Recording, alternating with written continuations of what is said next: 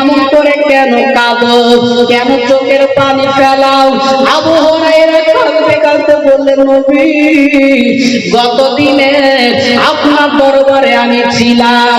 ও নবী গো, আপনার দরবারে থাকার পরে আপনি যখন হাদিসের কথা বলছিলেন, আল্লাহর কোরআনের কথা যখন বলছিলেন, সরাসরি শরীয়তের কথা যখন বলছিলেন, ও নবী আমার এই শুনতে শুনতে আমার অনেক সময় কেটে গেল। ও নবী প্রতিদিন আমি যে টাইমে বাড়ি ঢুকি, গতকাল ওই বাড়ি ঢুকতে আমার দেরি হয়ে গিয়েছে। আমি বাড়ি যাওয়ার পরে আমার আম্মা জান আমার জন্য অপেক্ষা করছিল। আমি বাড়িতে যাওয়ার পরে আমি দরজায় নাড়া দিলাম, আওয়াজ করার পরে আমার আম্মা জান দরজাটা খুলে দিল। আমাকে ডেকে বলল, আবু হুরায়রা কোথায় গিয়েছিলে বাবা? প্রতিদিন এত তাড়াতাড়ি বাড়ি আসো, আজকে কেন তোমার দেরি হয়ে গেল? ইয়া রাসূলুল্লাহ গে, ইয়া হাবিবাল্লাহ, হুজুর গো, আপনি নিষেধ করে দিয়েছেন মিথ্যে কথা বলা যাবে না, সমস্ত গুনার মা হলো মিথ্যে কথা বলা। আমি এটা জানি ও নবী, আমি মায়ের কাছে সত্য কথা বলেছিলাম। আমার মা আপনার কথা শোনা পছন্দ করে না, আপনাকে সে দেখতে পারে না, কারণ আমার মা হলো মুশরিক।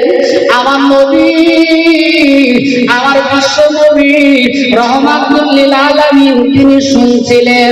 আবু হুরায়রা বলছিলেন, ইয়া রাসূলুল্লাহ গে, ইয়া হাবিবাল্লাহ, হুজুর গো, আমি যেই না বললাম, ওমা ওমা আমি প্রতিদিন যে মানুষের কাছে আমি যাই, উনি বলেন আব্দুল্লাহর বেটা, আমিনার লাল, মুহাম্মাদুর রাসূলুল্লাহ সাল্লাল্লাহু আলাইহি ওয়াসাল্লাম। ও মা, জননী মা এত সুন্দর কথা বলছিল মা, আবার শুনতে শুনতে অনেক টাইম পার হয়ে গেছে, আমি জানি না ও মা, তাই আমার দেরি হয়ে গিয়েছে, আমি বাড়ি এসেছি। ইয়া রাসূলুল্লাহ গে, এই কথা বলার পরে আমার মা আমাকে মেরেছে, আমার মা আমাকে প্রহার করেছে।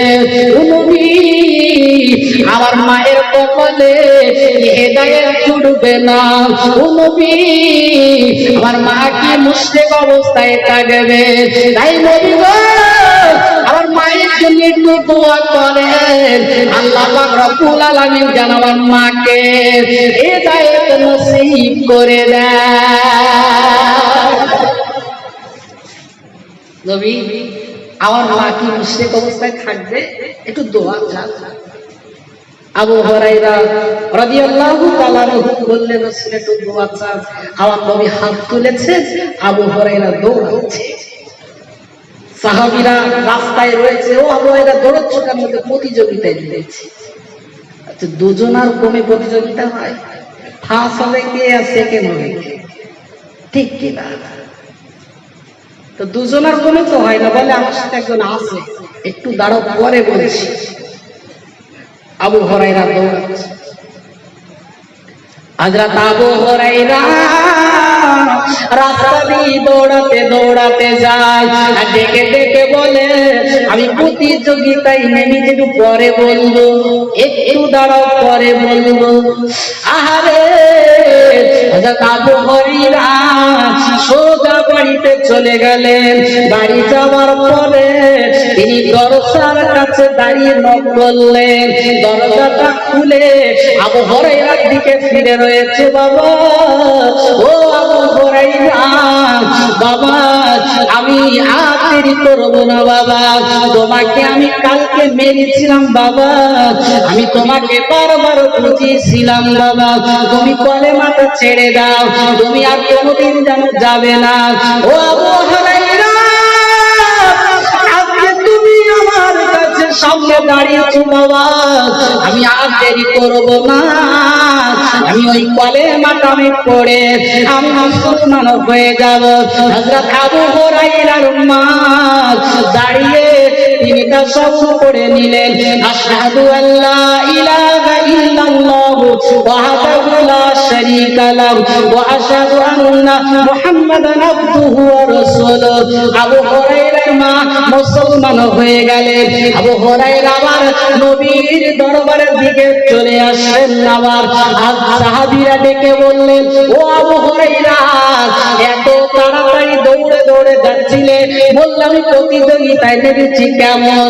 বলে সাহাবীরা রে, ও নবীর সাহাবীরা, তোমরা শুনে রাখো, আমার মায়ের জন্যে বিশ্ব নবীর কাছে বলতে দোয়া চাইতে, আমি চিন্তা করেছিলাম নবী দোয়া চাইতে, এই দোয়া নবীর দোয়া আমার মায়ের কাছে আগে পৌঁছায় কি আমি আগে পৌঁছাই, আমি আগে যেতে পারি কিনা, কি আল্লাহ নবী তো আগে যায়, আমি এটা পরীক্ষা করার জন্য গিয়েছিলাম। সাহাবীরা বললেন, কি দেখলে আবু হুরায়রা, কি বুঝতে পারলে বলো? আবু হুরায়রা ডেকে বললেন, আমি বাড়ি যাবার আগে বিশ্ব নবীর দোয়া আল্লাহ পাকের দরবারে কবুল হয়ে আমার মায়ের কাছে আল্লাহ পাক হেদায়েত দিয়ে দিয়েছে। না